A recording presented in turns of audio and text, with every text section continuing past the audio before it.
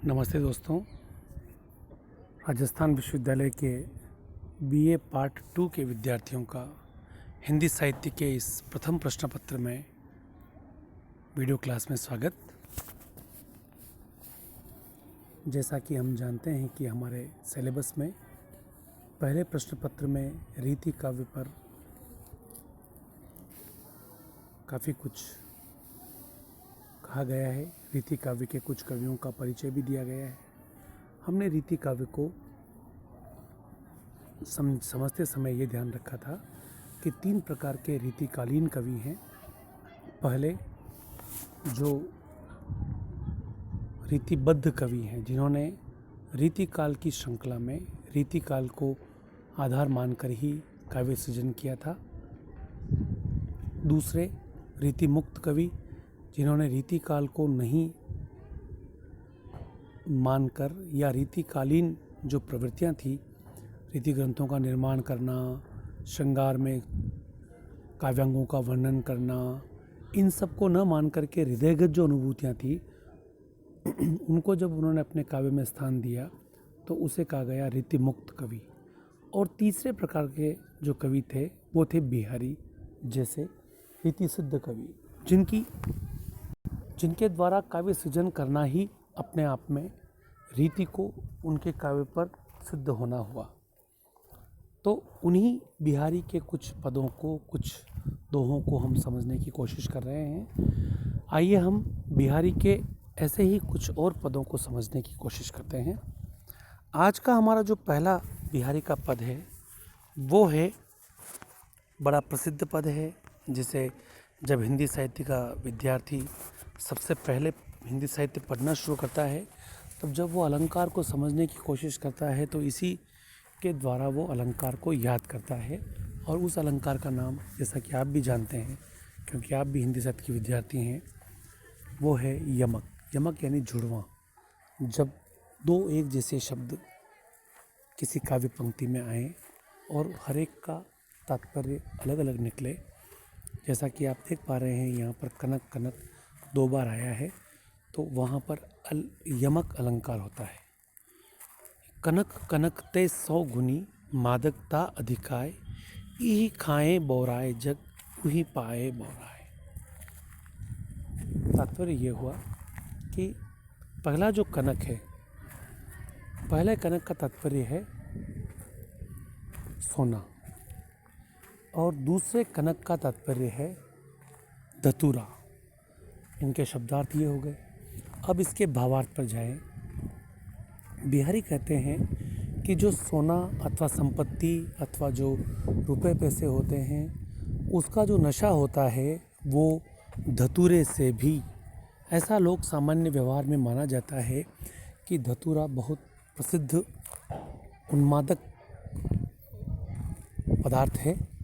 धतूरे को अगर लोग पी लेते हैं, खा लेते हैं, तो वो एक मानसिक रूप से उन्माद की अवस्था में पहुंच जाते हैं। उसी उन्मादी धतूरे को ध्यान में रख करके लेखक कहते हैं, कवि बिहारी कहते हैं कि जो सोना है, धतूरे का तो लोग प्रसिद्ध पता है कि उसको तो खाने से आदमी बोराएगा ही, पागल होगा ही, उन्माद की अवस्था में पहुंचेगा ही। लेकिन जिसके पास रुपए पैसे होते हैं, जिसके पास संपत्ति होती है, या जिसके पास कनक यानी सोना होता है, तो जिसके पास सोना होता है वह धतूरे से भी 100 गुनी अधिक मादकता का आभास उसे होता है। धतूरे से 100 गुना मादक सोने को इसलिए कहा गया है क्योंकि धतूरा अगर किसी व्यक्ति के पास मात्र है तो वह व्यक्ति बोराएगा नहीं, पागल नहीं होगा। जब तक वो उसके पेट में नहीं खा लेता, उसको खा नहीं लेता, तब तक वो नहीं बोराएगा। तात्पर्य ये हुआ कि जहाँ पर धतूरा खाने से आदमी पागल होता है, केवल प्राप्त करने से नहीं, वहीं सोने को तो आदमी केवल पास में भी रखता है, अगर जेब में भी उसके सोना रुपया पैसा या उसके स्वामित्व में पड़ा रहता है, तो भी व्यक्ति एक प्रकार से पागल अथवा उन्माद की अवस्था में चला जाता है। अतः कनक कनकते 100 गुनी, मादकता अधिकाय, 100 गुनी मादकता कनक के अंदर रखी गई है। बिहारी का यह एक नीतिगत दोहा है। जिसमें कहने को तो वो कह रहे हैं कि सोने में अधिक मादकता होती है और आदमी पाने मात्र से पागल हो जाता है। यह तो एक सीधा सपाट वाक्य है। इसका निहितार्थ ये है कि वह धनी हो रहे लोगों को, क्योंकि धन हमेशा बुरी चीज़ नहीं होती है। हम धन की निंदा कर सकते हैं, पर धन पाने की लिप्सा हमारे मन से कभी समाप्त सामान्यतः नहीं होती। किसी किसी में हो जाती है, वो एक अपवाद है, वरना सामान्यतः हम धन पाने की लिप्सा से, धन पाने की इच्छा से अपने आप को अलग नहीं कर सकते। तो ऐसे लोगों पर कहते हुए बिहारी कहते हैं कि धन तो आए आपके पास, कोई इसमें अतिशयोक्ति नहीं कि धन आना ही नहीं चाहिए, आना चाहिए, वो एक अलग बात है। लेकिन धन आने पर भी आप ये ध्यान रखें कि यह धन धतूरे से भी 100 गुना मादक है। तो उस नशे को, उसकी मादकता को अपने मस्तिष्क पर सवार न होने दे। तो बिहारी एक प्रकार से धन प्राप्त होने वाले व्यक्ति को सचेत करने का प्रयास इस नीतिगत दोहे में कर रहे हैं। अगला दोहा देखें, एकदम अलग प्रकार का दोहा है ये। अंग अंग नग झगमगत, दीप शिखा सी देह, दिया बढ़ाए हु रहे, बड़ो उजारो घेह। एक जो नायिका है उसके अंग अंग, जो उसका नायिका के जो अंग प्रत्यंग हैं वो नग जगमगे। तात्पर्य ये कि वो मणियों के समान, नगीनों के समान उसकी देह चमकती रहती है, दीप शिखा सी देह। और उसका जो शरीर है, जो उसकी देह है, वो मानो दीप शिखा हो, दीपक की कोई ज्योति हो। नायिका का वर्णन करते हुए कहीं कहीं जब रीतिकालीन कवि अतिशयोक्ति कर बैठता है, वही अतिशयोक्ति हमें अभी इस दोहे में दिख रही है। इसमें उसके अंगों को नगीनों के समान कहा जा रहा है, तो और उसकी शरीर, पूरे शरीर को दीप शिखा के समान बताया जा रहा है। दिया बढ़ाए हु रहे, बड़ो उजारोगे। नायिका जिस घर में रहती है उस घर की स्थिति यह है कि वहाँ पर दियो बढ़ाए, अगर कोई दीपक बुझा भी देता है तो भी उस घर में बड़ो उजारोगे है। वहाँ पर उसका जो घर है उसमें उजाला चलता ही रहता है।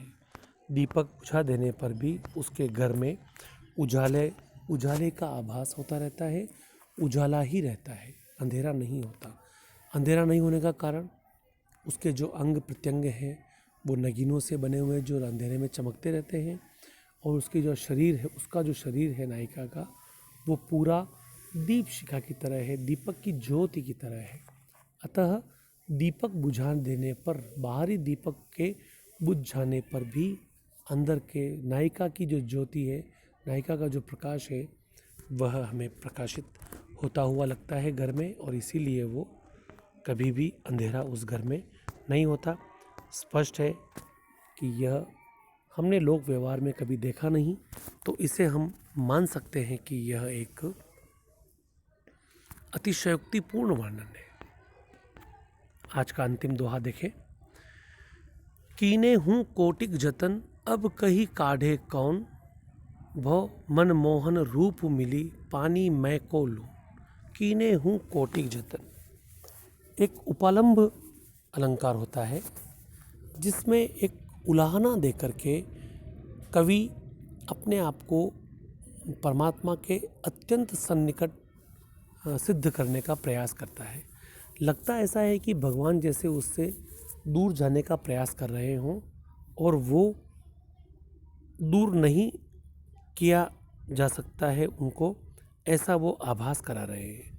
तात्पर्य ये हुआ कि कवि ये कहते हैं कि कीने हूँ कोटिक जतन, चाहे आप करोड़ों यत्न कर लो, अब कहीं काढ़े कौन, अब आपको मेरे से बाहर कौन निकालेगा। अब चाहे आप करोड़ों यत्न कर लो, अब आपको कोई भी मुझसे अलग नहीं कर सकता, क्योंकि वो मन मोहन रूप मिली, क्योंकि मेरा जो रूप है वो मनमोहन के रूप में जाकर के ऐसा घुल मिल गया है, पानी मैं को लौन, जैसे पानी के अंदर नमक घुल मिल जाता है।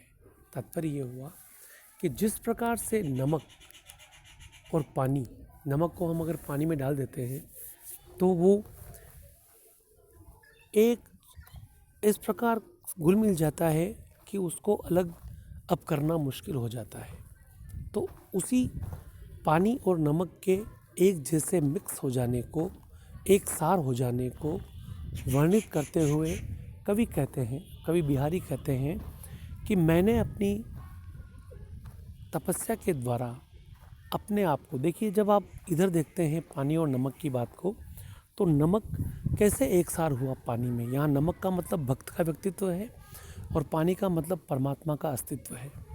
तो नमक को अगर पानी के अस्तित्व में पानी के साथ घुल मिल कर के एक होना है तो नमक को अपना अस्तित्व छोड़ना ही पड़ेगा। तो भक्त बिहारी कह रहे हैं कि मैं अपने आप को, मैंने अपने व्यक्तित्व को मैंने इतना गौण बना लिया, धीरे धीरे मैं अपने व्यक्तित्व के लिए इतना गौण बन गया हूँ और मैंने अपने व्यक्तित्व को इस प्रकार से परमात्मा के अस्तित्व के साथ एकाकार कर लिया है कि अब मेरा कोई अस्तित्व ही नहीं बचा। जो कुछ बचा है परमात्मा बचा है। तात्पर्य ये हुआ कि अब मैं नहीं हूँ, अब केवल और केवल परमात्मा है।